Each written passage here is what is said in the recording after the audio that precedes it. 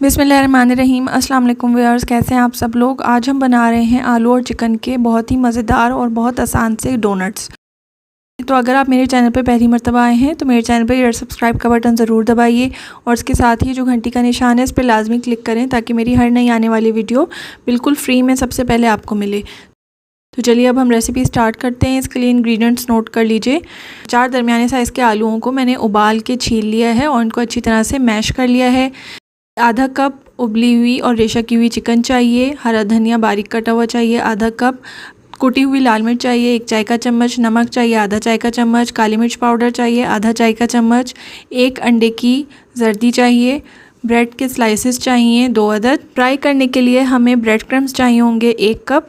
अंडे चाहिए 2 अदद। बटर मिल्क या पतला दही चाहिए आधा कप। चुटकी बराबर नमक चाहिए और बारीक कटा हुआ हरा धनिया 1 खाने का चम्मच चाहिए होगा। तो चले अब हम रेसिपी स्टार्ट करते हैं। सबसे पहले हम तमाम इंग्रेडिएंट्स को मिक्स कर लेंगे एक बाउल में। सबसे पहले तो मैंने आलूओं को अच्छी तरह से मैश कर लिया है।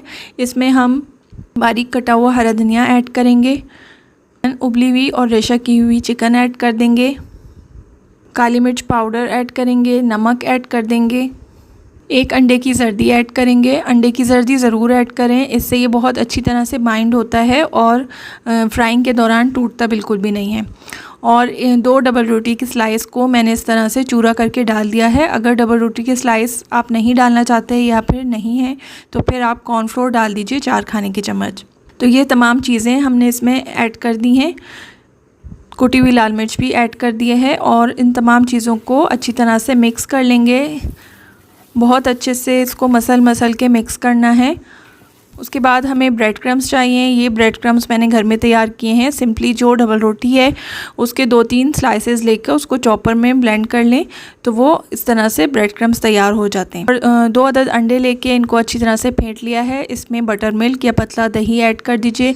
नमक डाल दें थोड़ा सा और थोड़ा सा बारीक कटा हुआ हरा धनिया ऐड कर दें। हरे धनिया से इसमें कलर बहुत अच्छा आता है और अंडे की स्मेल भी ख़त्म हो जाती है। तो इसको अच्छी तरह से फेंट कर हम इसको साइड में रख लेंगे। तो अब हम डोनट्स बनाना शुरू करते हैं। तो उसके लिए सबसे पहले तो हाथों को थोड़ा सा ग्रीस कर लीजिए, ऑयल से या घी लगा लें और उसके बाद थोड़ा थोड़ा आलूओं का मिक्सचर लेकर उसकी पहले हम एक छोटी सी बॉल बनाएंगे। पहले हम इसको कबाब की शेप दे लेंगे। जिस तरह से कबाब बनाते हैं उसी तरह से कबाब बना लेंगे। उसके बाद मैंने एक छोटा सा ये ढक्कन ले लिया है एक बॉटल का। आप चाहें तो इस तरह की कोई भी चीज़ ले सकते हैं और चाहें तो उंगली से भी कर सकते हैं।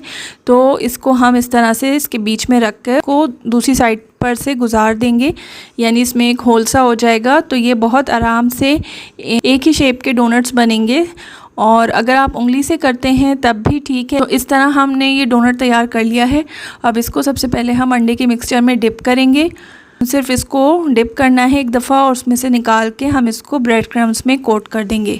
जिस हाथ से आप इसको अंडे में डिप करें उसी हाथ से ब्रेड क्रम्स के लिए इसको ना यूज़ करें, बल्कि दूसरे हाथ से आप इसको ब्रेड क्रम्स में कोट कर लीजिए। तो इस तरह से ये अच्छी तरह से कोट हो गया है। अब इसी तरह से हमने तमाम डोनट्स तैयार करके रख लिए हैं। इस तरह से तैयार करके हम इसको 10 मिनट के लिए फ्रिज में रखेंगे ताकि ये अच्छे से सेट हो जाए और फ्राई करने में हमें ज़्यादा मुश्किल ना हो। 10 मिनट बाद मैंने निकाला है और जो है ऑयल हमने चूल्हे पे गरम करने के लिए रखा हुआ था। तो मीडियम गरम ऑयल है, तेज़ गरम नहीं है। इसमें मीडियम आँच पर हम ये डोनट्स फ्राई कर लेंगे और जैसे इनकी एक साइड गोल्डन हो जाएगी तो हम इनकी साइड्स चेंज कर लेंगे। अगर आपने इनको फ्रिज में नहीं रखा तो फिर बहुत उम्मीद है कि ये फ्राई के दौरान ही टूट जाएं। अगर हम इन्हें फ्रिज में रख लेंगे तो ये आसानी से फ्राई हो जाएंगे और क्रिस्पी भी बहुत बनेंगे। 5 से 10 मिनट तक दरमियानी आंच पर इनको फ्राई करेंगे।